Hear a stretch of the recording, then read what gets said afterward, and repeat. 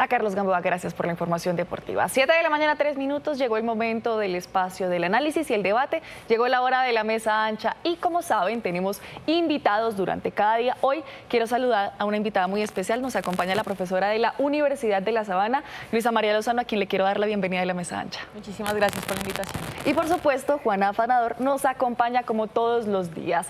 Bueno, hoy una mesa llena de mujeres, estamos aquí, empoderamiento femenino, vamos a hablar de un tema bastante interesante y es que precisamente es el del desplome de las acciones de Ecopetrol a raíz de las proyecciones de la calificadora JP Morgan. Luisa, usted es nuestra invitada de hoy, quiero que comencemos con esas implicaciones que tiene esto.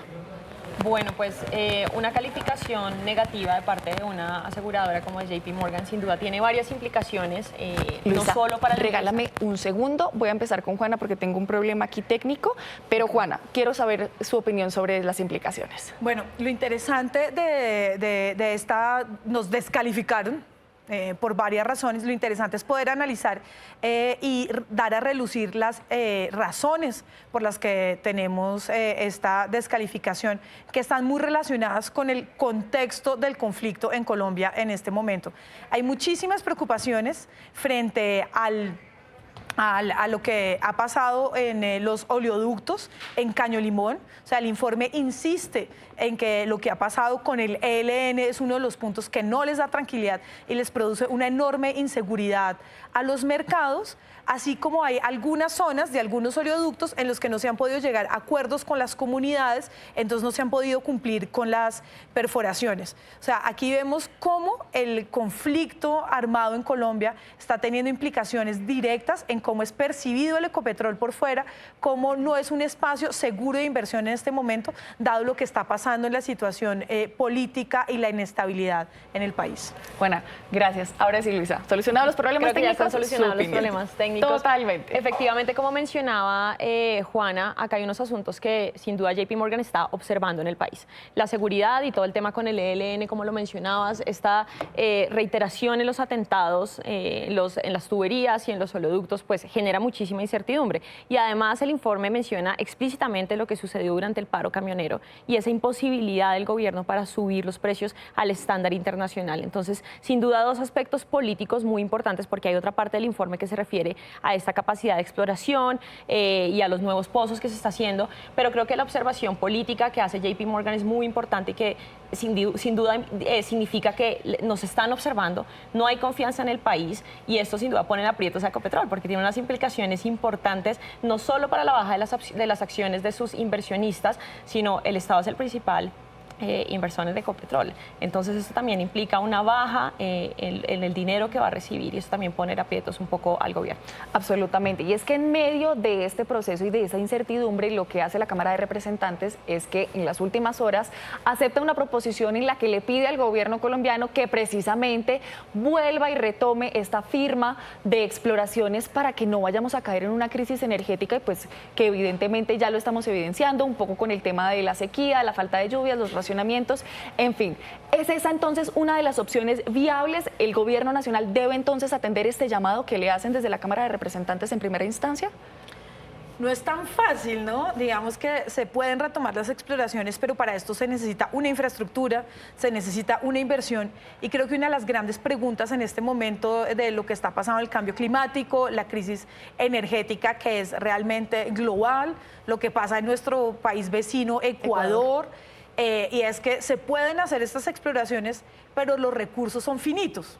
Podemos seguir explorando, pero podemos también no encontrar recursos.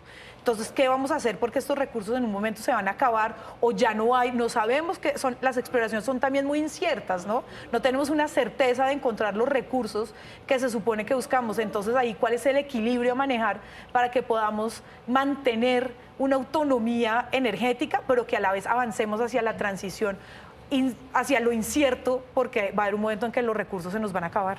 Luisa.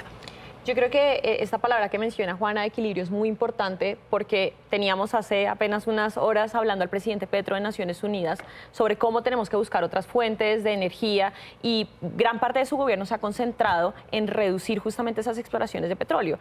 Sí. Y si bien puede ser un plan muy loable de parte del gobierno, pues no se puede descuidar los ingresos del Estado, no podemos entrar en una dependencia energética de otros países. Entonces, ¿cómo va a manejar el gobierno esta petición política y ese equilibrio necesario de mantener las exploraciones para poder, por ejemplo, en este caso, recuperar esta confianza inversionista, pero cumplir con ese plan de gobierno y con esas ideas que está promoviendo, que es buscar una transición energética? Entonces, sin duda, no es una decisión sencilla, no es una decisión fácil, pero tiene el gobierno que de forma urgente tomar decisiones en esta materia, porque lo que se prevé es que las acciones sigan cayendo y que Ecopetrol siga perdiendo esta confianza, lo cual a largo plazo y a mediano plazo pues va a perjudicar significativamente al país. Absolutamente. Urgencia y confianza. Me quedo con esas dos palabras porque eso sin duda resume esta problemática de lo que está ocurriendo con el desplome de las acciones de Ecopetrol.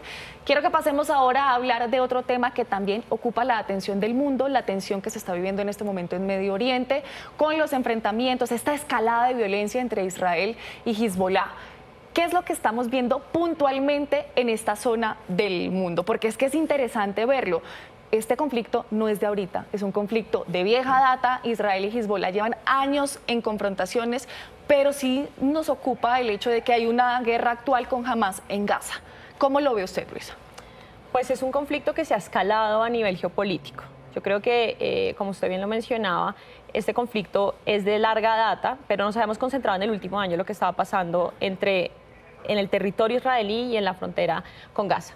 Sin embargo, con las últimas acciones donde el Líbano ha intervenido y Hezbollah está, digamos, en una creciente situación de ataques, pues lo que ha hecho es que se ha extendido este conflicto, que no solo implica al Líbano y a Israel, sino también a otras potencias como lo es Irán en la región. Entonces, lo que estamos viendo es un escalamiento del conflicto que se vuelve muy riesgoso para todas las partes involucradas y para toda la región. Entonces, yo creo que es una situación tensa en este momento. Se están buscando acuerdos, pero por ahora no parece haber una solución, digamos, inmediata o pronta, y realmente acá los más perjudicados terminan siendo los ciudadanos con este escalamiento del conflicto que estamos viendo. Que dicho sea de paso, Estados Unidos, Francia y otros países estaban liderando una propuesta de un alto el fuego, un cese al fuego entre estas dos partes, y finalmente, aunque Benjamin Netanyahu, el primer ministro israelí, no ha hecho ninguna mención al respecto, sí ha dicho a sus ministros que va a continuar la guerra en el norte de Israel, por lo menos hasta que sea seguro para el regreso de sus ciudadanos. Juana.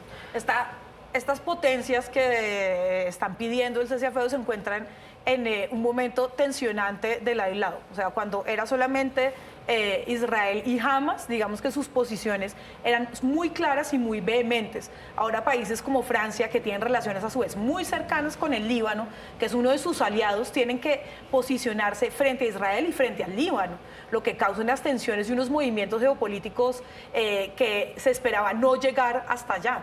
Por ejemplo, Alemania, que también tenía unos posicionamientos muy claros, dijo que iba a reducir, que iba a dejar la exportación de armas hacia Israel. Entonces, han tenido que tener posiciones que no esperaban tener que tomar y que no tenían que tomar cuando solamente el conflicto estaba escalando en esta parte de Gaza y de Israel contra el Hamas, sino ahora entre dos naciones, en gran parte, ¿no? Porque el Líbano además ha denunciado, van más de 500 muertos, niños asesinados, Israel dice, vamos a atacar tal parte, váyanse y avisamos, pero pues eso no, no es, digamos, que la solución tampoco, pero no se ve tampoco que haya una posibilidad de llegar a un acuerdo, como mencionaba Luisa, que es lo más preocupante, porque solamente en este momento vemos un escalamiento, el peligro de que intervenga Irán, de que otras potencias de la región intervengan, se tomen decisiones cada vez más que profundicen el conflicto en la región, más, hay que decirlo, hay un conflicto en Ucrania,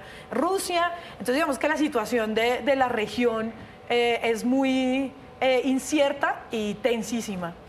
Luisa, yo solo agregaría a esto que menciona Juana, sobre todo de la posibilidad de otras potencias de mediar en este conflicto, Estados Unidos está ahorita en un proceso electoral importante. Entonces, en pocos meses Estados Unidos va a estar en elecciones, no tiene por lo menos ahorita la disposición de intervenir directamente en esta situación, lo cual es desalentador para las partes en el conflicto. Pero además, y creo que fue lo que sucedió, pues el mensaje claro de muchos de los líderes, particularmente en Latinoamérica y en África, un llamado a las Naciones Unidas, qué está pasando y si hay una incapacidad de Naciones Unidas para garantizar eso que dice la Carta de las Naciones Unidas, que es mantener la paz y la seguridad internacional. Es necesaria una reforma del Consejo de Seguridad porque está resultando inoperante ante estas situaciones que ponen en riesgo no solo la seguridad de la región, sino la seguridad mundial. Así es, pues Luisa, quiero agradecerle por habernos acompañado aquí en la mesa ancha, Luisa María Lozano, profesora de la Universidad de La Sabana, y también a Juana por sus análisis y por sus posturas frente a estos dos temas. 7 de la mañana, 13 minutos, es momento de una nueva pausa. Al regreso tenemos más información.